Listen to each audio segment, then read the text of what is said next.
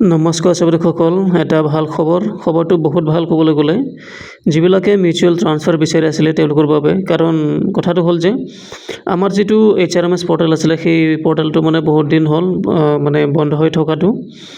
এতিয়া খবৰ আহি পৰিছে, যিহেতু আমাৰ অসমৰ মাননীয় মুখ্যমন্ত্ৰী ছাৰে নিজে ফেচবুক লাইভত আহি মানে কথাটো জনাইছে যে অহা ডিচেম্বৰ মাহৰ 1 তাৰিখৰ পৰা 10 তাৰিখ সেই মানে তাৰিখ চোৱাত আৰু একজেক্টলি মানে কথাটো কোৱা নাই কোন তাৰিখে হ'ব, কিন্তু 1ৰ পৰা 10 তাৰিখৰ ভিতৰত এই যিটো মিউচুৱেল ট্ৰান্সফাৰৰ যিটো পৰ্টেল সেই পৰ্টেলটো খুলি দিব বুলি মানে তেওঁ জনাইছে।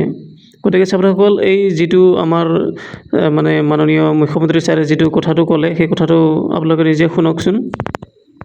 এই সময়ছোৱাৰ ভিতৰতে অৰ্থাৎ 1 তাৰিখৰ পৰা 10 ডিচেম্বৰৰ ভিতৰত চৰকাৰী কৰ্মচাৰী, তৃতীয় আৰু চতুৰ্থ শ্ৰেণীৰ কৰ্মচাৰীসকলৰ মিউচুৱেল ট্ৰান্সফাৰৰ পৰ্টেলটো আমি মুকলি কৰি দিম। এতিয়া কামৰ সময়, নিৰ্বাচনৰ সময় আমি পাৰ কৰিলোঁ আৰু এইকেইটা দিন আমি সকলোৱে চৰকাৰী কাম কাজ, ৰাজহুৱা সেৱাত আমি ব্যস্ত ৰাখিম। অৱশ্যে ইয়াৰ মাজতে পঞ্চায়ত ইলেকশ্যন